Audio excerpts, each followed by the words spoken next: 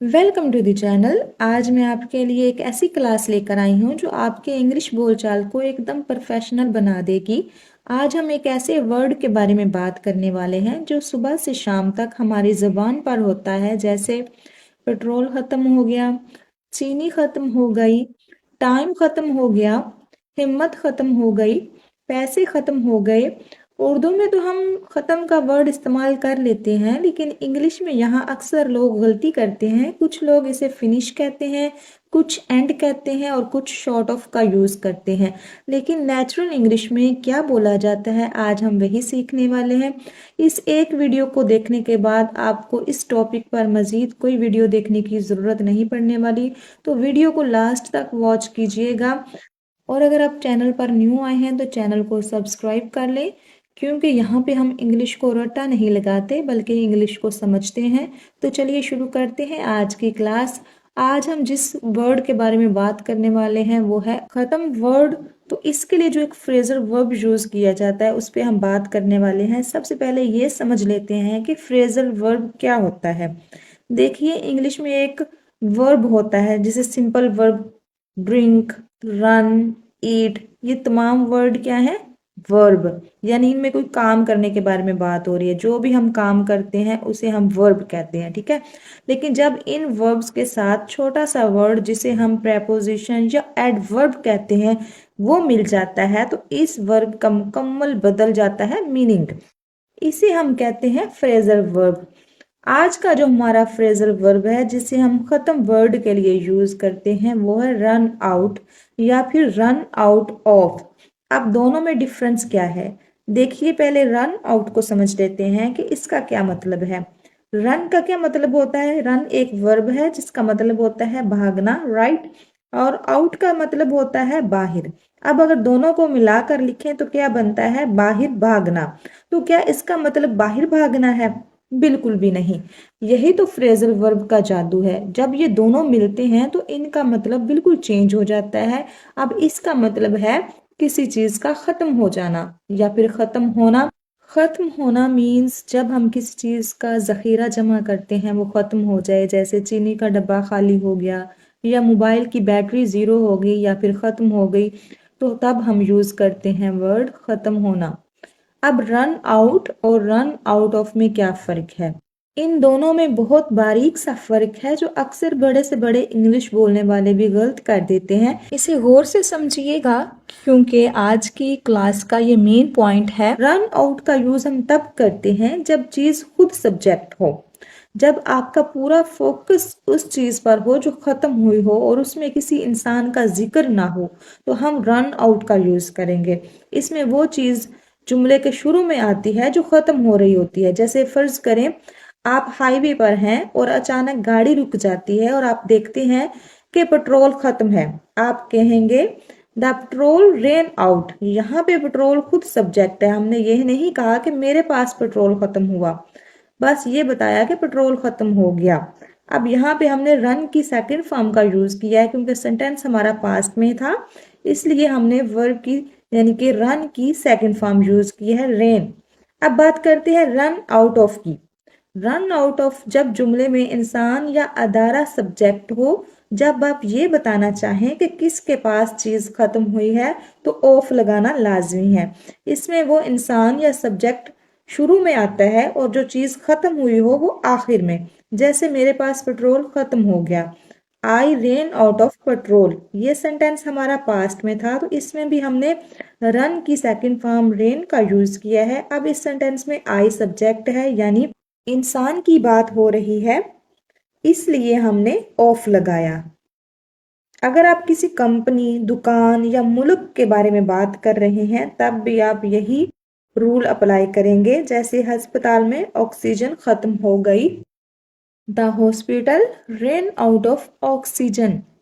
English में sentences बनाते वक्त टेंसेस का ख्याल रखना बहुत ज़रूरी होता है। रन एक ऐसा वर्ब है जो अपनी शक्लें बदलता है। जैसे अगर हमें बोलना हो ख़त्म हो गया तो ये सेंटेंस हमारा पास्ट का है।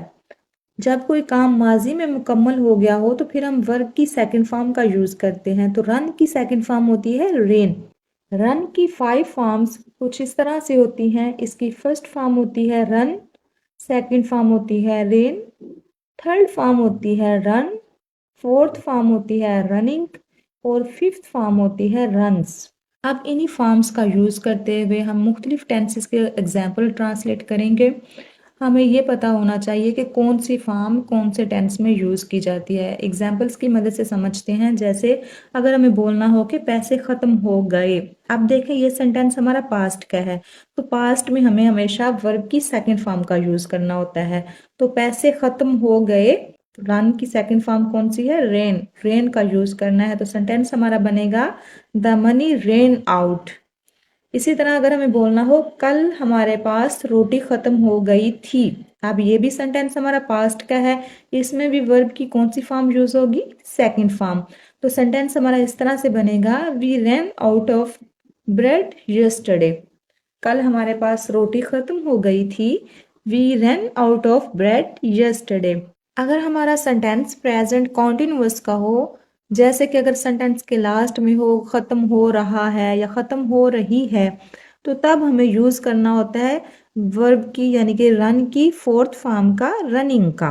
जैसे वक़्त ख़त्म हो रहा है, आप देखें लास्ट पे सेंटेंस के हो रहा है, तो यहाँ पे हम फोर्थ फॉर्म रनिंग का यूज़ करेंगे। तो सेंटेंस हमारा बनेगा टाइम इज रनिंग आउट, वक़्त ख़त्म हो रहा है, टाइम इज रनिंग आउट। अक्सर हम बोलते हैं मुझे गुस्सा आ रहा है और मेरा सब्र ख़त्म हो रहा है, इसके लिए हम बोल सकते हैं I am running out of patience. अब अगर हमारा सेंटेंस प्रेजेंट परफेक्ट टेंस में हो, ऐसे सेंटेंस बहुत ज़्यादा इस्तेमाल होते हैं जिनमें चुका है आता है या काम मुकम्मल हो चुका होता है, जब कोई चीज़ ख़त्म हो चुकी होती है।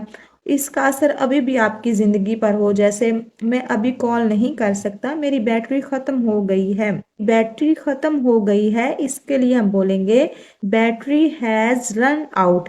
अब यहाँ पे हमने रन की थर्ड फॉर्म का यूज़ किया है, रन की फर्स्ट फॉर्म नहीं है। यहाँ पे रन की थर्ड फॉर्म यूज़ हुई है, क्योंकि परफेक्ट के सेंटेंसेस में हम वर्ब की थर्ड फॉर्म का यूज़ करते हैं हैज़ हैव के साथ। प्रेजेंट में, प्रेजेंट परफेक्ट में हम वर्ब की थर्ड फॉर्म यूज़ करते हैं और हेल्पिंग वर्ब यूज़ होते हैं इसमें हैज़ और हैव। तो यहाँ पे सब्जेक्ट हमारा सिंगुलर है, इसलिए हमने हैज़ का यूज़ किया और सेंटेंस हमारा कुछ इस तरह से बना बैटरी हैज़ रन आउट। क्या तुम्हारे आइडियाज़ ख़त्म हो गए हैं? Have you run out of ideas. अब यहाँ क्योंकि सेंटेंस हमारा इंटेरोगेटिव है, इसलिए हमने हेल्पिंग वर्ब जुमले के स्टार्ट पे लिख दिया है सब्जेक्ट से भी पहले।